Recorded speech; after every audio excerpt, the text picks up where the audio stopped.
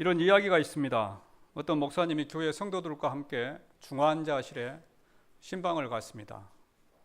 교회 집사님이 많이 아파 계셔서 이제 기도하기 위하여 중환자실에 갔습니다. 그리고 환자와 가족을 위하여 열심히 기도했습니다. 하나님 살려 주시옵소서.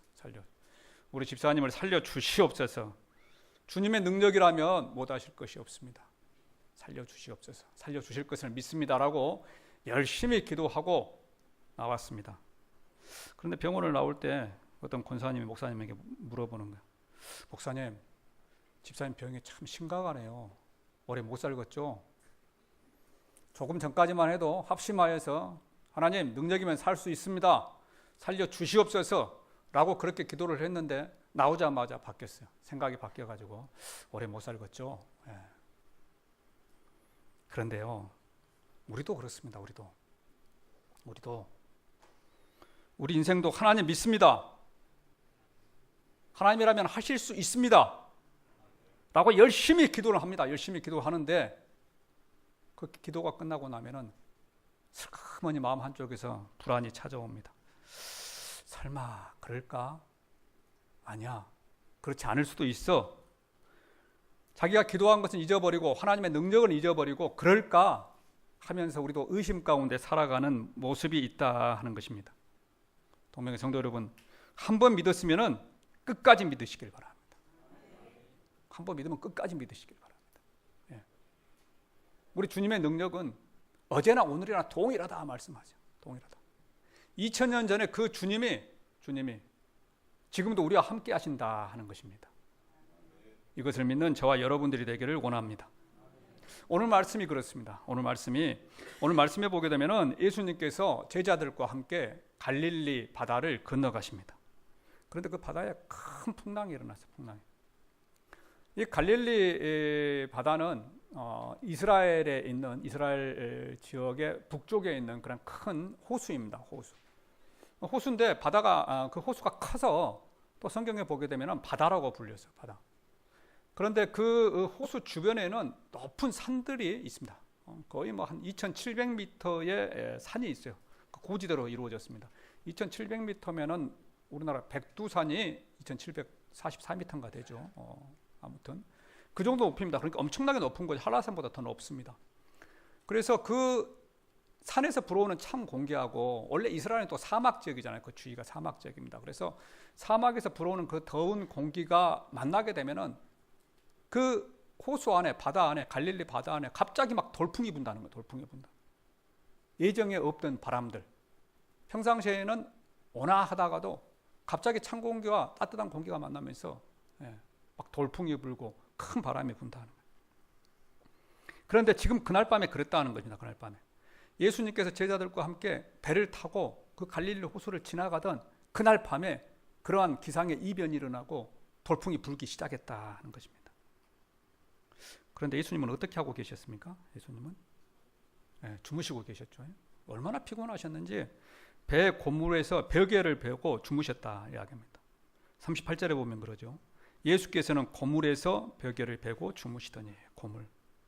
고물이라고 하는 것은 배 뒤편을 말하네요. 뒤편. 배가 있으면 이렇게 나선형으로 되어 있어 앞편과 뒤편이 있잖아요. 앞에를 이물이라고 한답니다. 이물. 뒤에를 고물. 그런데 그 이물과 고물은 배가 항해하는 데 있어서 엄청나게 요동을 치는 곳이잖아요. 우리 배 타보시면은 앞과 뒤쪽은 막 요동을 칩니다. 배가 앞뒤로. 그런데 얼마나 피곤하셨는지 그 뒤쪽에서 주무시고 계셨다 하는 겁니다. 주무시고 계셨다. 그러자 제자들이 무엇이라고 하느냐? 38절에 보게 되면 그러죠. 제자들이 깨우며 이르되 선생님이여 우리가 죽게 된 것을 돌보지 아니하시나이까. 예수님을 깨웠어요. 우리가 지금 죽게 되었습니다. 배가 파산하게 되었습니다. 우리 좀 살려주십시오 라고 예수님을 깨웠습니다. 그랬더니 예수님께서 잠에서 깨셔서 말씀하시죠. 39절에 보게 되면 이야기하십니다. 자, 우리 39절 말씀 함께 읽어보겠습니다. 예수께서 깨어 바람을 꾸짖으시며 바다더러 이르시되 잠잠하라 고요하라 하시니 바람이 그치고 아주 잔잔하여 지더라. 자, 예수님께서 일어나셔가지고 깨우셨다는 거. 깨우셨어. 바람아 잔잔하여지라, 파도야 잔잔해져라 하는 것입니다. 그래서 바람과 파도가 잔잔해졌다 하는 것입니다. 그런데요, 우리 인생에도 보면은 이러한 일들이 닥칠 때가 있습니다. 잔잔한 인생에, 평상시에는 온유하던 인생에 이러한 광풍이 닥칠 때가 있다 하는 것입니다. 광풍이 닥치지 않으면 좋겠지만, 또 금년 한 해에 항상 좋은 일들만 있었으면 좋겠지만 광풍은 그렇지 않다 하는 겁니다. 광풍은 그렇지 않다. 주변의 환경의 변화로 인하여서 예기치 않는 곳에서 광풍이 일어날 수도 있다 하는 것입니다. 어떤 사람에게는 물질의 광풍이 일어나고요, 어떤 사람에게는 자녀의 광풍이 일어나기도 합니다. 또 어떤 사람에게는 건강의 광풍이 일어나기도 하고요, 또 어떤 사람에게는 자녀의 문제 때문에 광풍이 일어나기도 합니다. 그래서 우리는요, 이러한 광풍을 만날 때 잘 이겨야 한다 하는 것입니다. 동명의 성도 여러분, 인생의 광풍을 잘 이기는 저와 여러분들이 되기를 원합니다.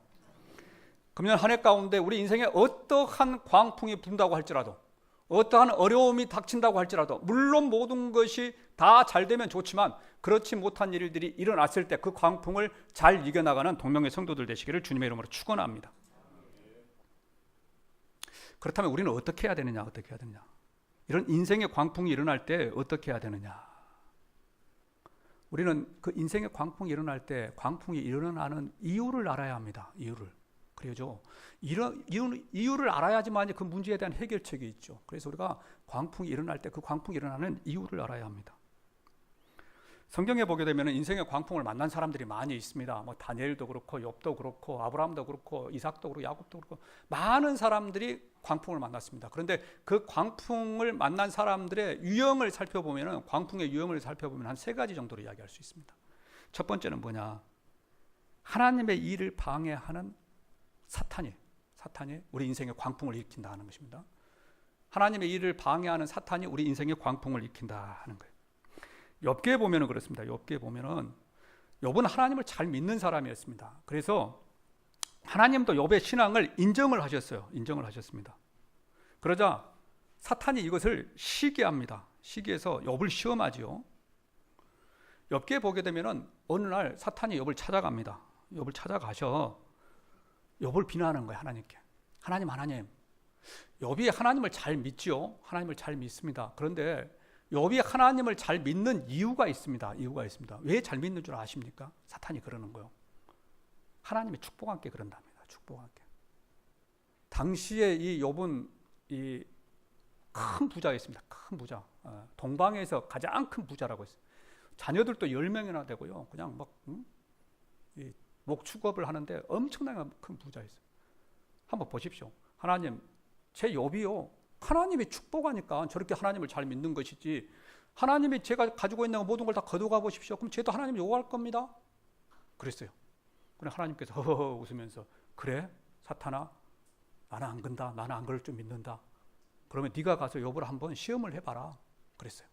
그러니까 욥이 쏜살같이 내려가지고 이제 시험을 합니다. 첫 번째는 욥에게 10명의 자녀가 있었는데 10명의 자녀를 그냥 하루아침에 다 죽였어요. 또 그 다음 날은 욥이 가지고 있는 그 많은 재산을 주위에 있는 이방 나라들이 쳐들어와가지고 다 빼앗아갔어요. 그리고 남아있는 것도 다 불에 태워버렸어요.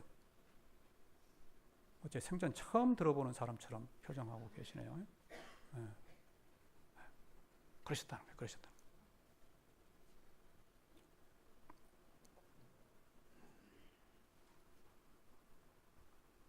그럼에도 불구하고 욥은 하나님을 원망하지 않습니다. 욥은 하나님을 원망하지 않아요.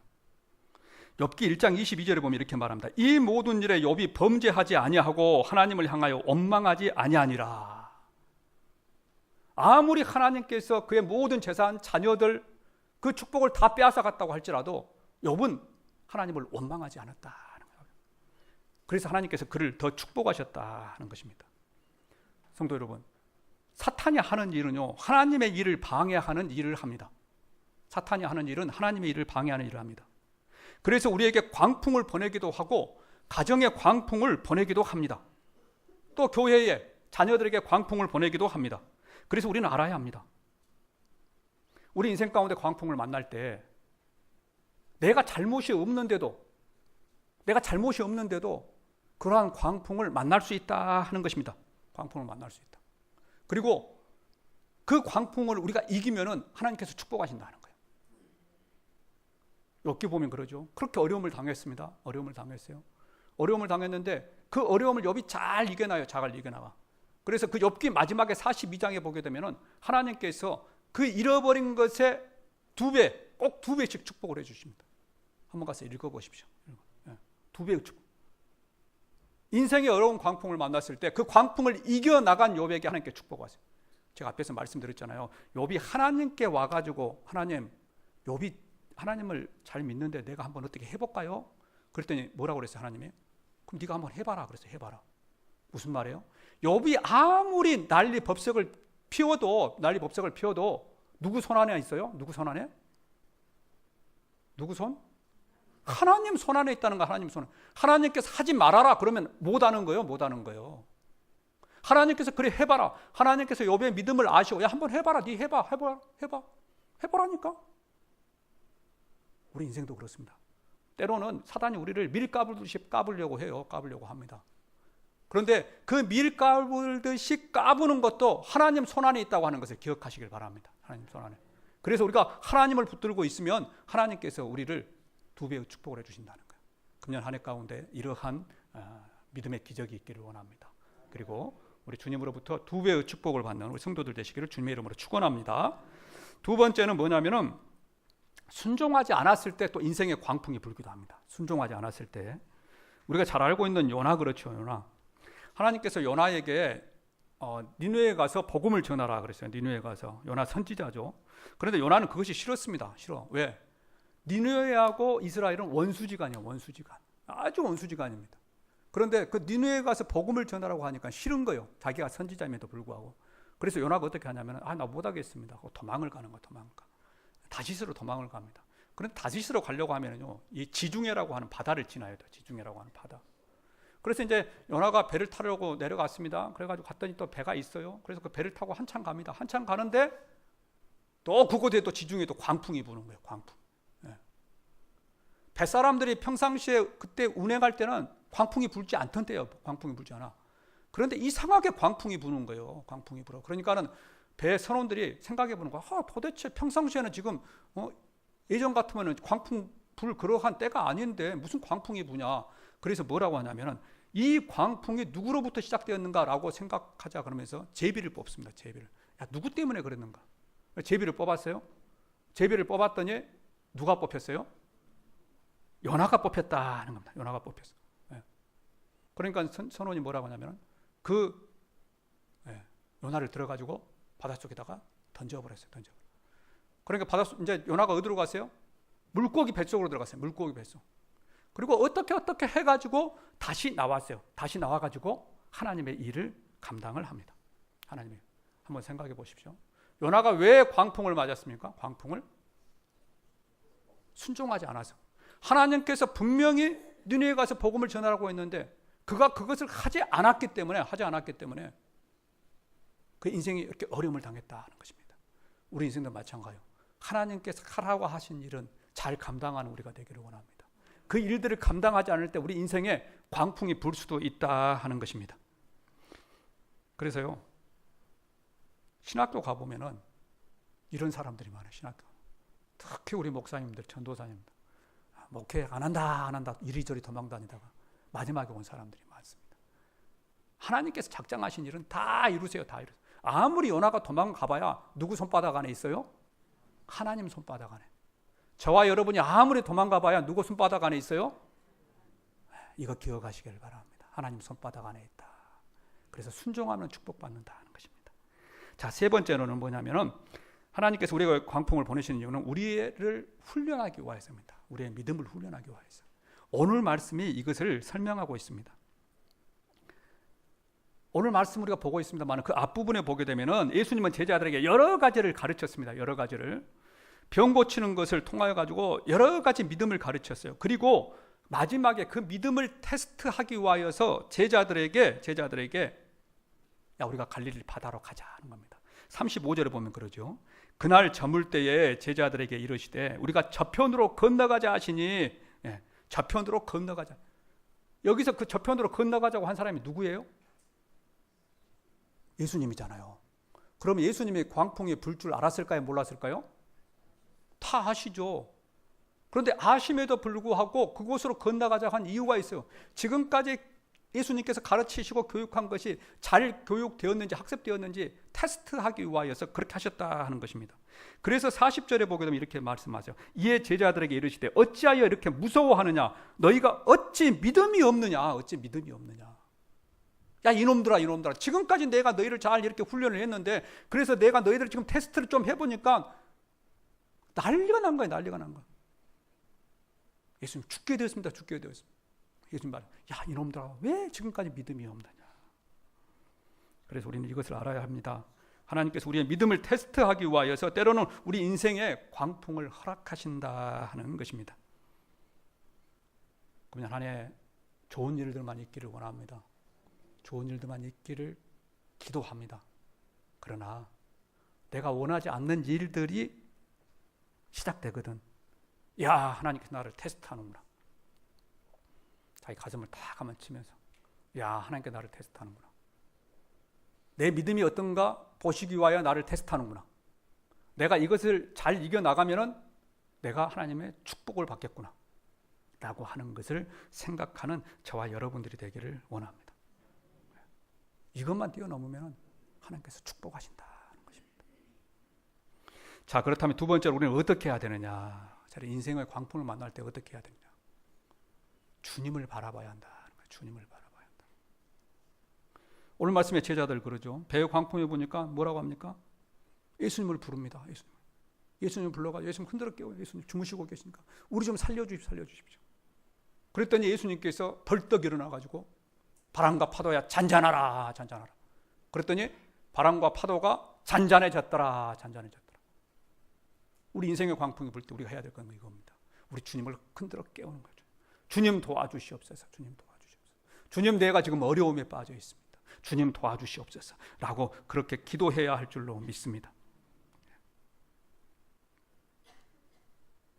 광풍이 불 때요, 세상을 바라보게 되면 우리는 더 어려움을 겪습니다. 그러나 광풍이 불 때 주님을 바라보게 되면 주님께서 그 세상의 문제를 해결해 주신다는 거예요. 메리앤 베이커라고 하는 사람이 있었습니다. 메리앤 베이커. 오늘 이 여인의 가정에 큰 광풍이 불었어요.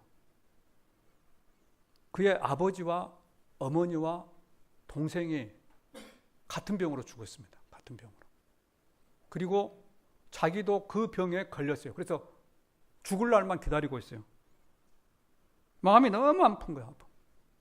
내가 하나님께 기도하자. 그래가지고 하나님께 기도합니다.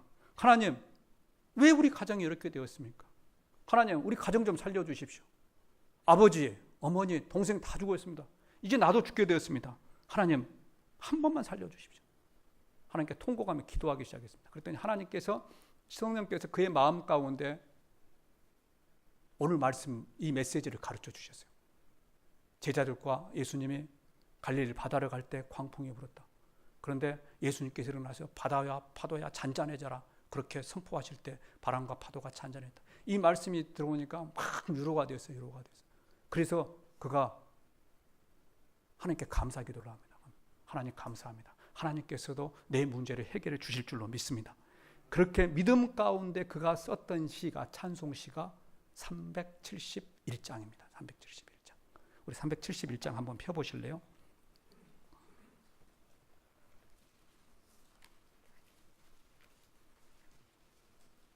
봤던 찬송가죠?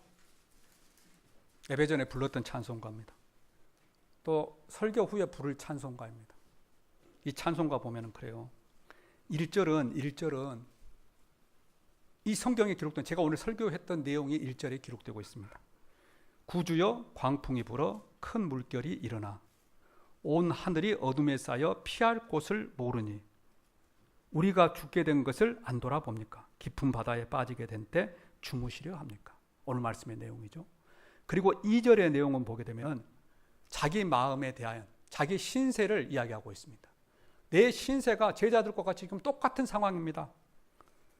구주여 떨리는 내 맘 저 풍랑과 같아서 내 불안에 늘 불안에 쌓여서 산이 날 붙들어 주소서. 세상의 풍파가 나를 삼키려 합니다. 지금 죽게 된 날 돌아보사 곧 구원해 주소서. 같은 내용이죠. 그리고 나서 3절에 가게 되면은 그 하나님께서 그를 지켜주셔서 마음에 평안이 왔다라고 그렇게 기록하고 있습니다.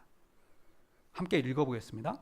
사나운 광풍이 자고 큰 물결이 그치니 그 잔잔한 바다와 같이 내 마음이 편하다. 구주여 늘 함께 계셔 떠나지 마소서. 복된 항구에 즐거이 가서 그 언덕에 쉬리라. 그 언덕에 쉬리라. 멋있죠? 멋있는 시입니다. 그리고 나서 후렴은 자기 인생이 그렇게 회복될 수 있었던 이유가 뭐냐 하는 것에 대해서 후렴에 기록합니다. 큰 바람과 물결아 잔잔해 잔잔해 사납게 뛰도는 파도나 저 흉악한 막이나 아무것도 주 편안히 잠들어 누신 배 뒤엎어놓을 능력이 없도다. 주의 소풍파를 꾸짖어 잔잔해 잔잔해 주의 소풍파를 꾸짖어 잔잔하라. 우리 주님께서 그 풍파를 꾸짖었다는 거예요. 그래서 그의 인생이 평온해지고 잔잔해졌다 하는 것입니다. 우리 인생도 그렇게 될 줄로 믿습니다. 우리 주님 의지하면은 금년 한 해 가운데 우리 인생에 큰 광풍이 불 때 우리 주님 의지하게 되면은 우리 주님께서 그 인생의 광풍을 잔잔해지게 하실 줄로 믿습니다. 성도 여러분, 우리가 이 풍랑을 이기기 위하여서는요, 풍랑만을 보아서는 안 됩니다. 풍랑만을 보아. 자꾸 문제를 보고 있으면은요, 문제에 집중해 있으면은 우리는 위축될 수밖에 없어요. 위축될 수밖에 없습니다. 문제만 보게 되면 문제는 커지고요, 주님은 작아지는 거예요. 작아져. 그래서 우리는 어떻게 해야 되느냐? 문제를 보는 것이 아니고 주님을 봐야 한다는 겁니다. 주님을 봐요. 주님께 기도하고 주님을 의지하고 주님께 맡기면은 주님은 커지는 거예요. 주님은 커지고 주님은 커지면 문제는 작아질 줄로 믿습니다. 인생의 광풍에 볼 때 그 문제를 보지 마십시오. 그 문제를 쥐고 계시는 하나님을 보시기를 바랍니다. 그럴 때 우리 앞에 있는 크고 작은 문제들은 해결될 줄로 믿습니다. 이것이 우리의 믿음이 되시기를 주님의 이름으로 축원합니다. 우리 기도하겠습니다.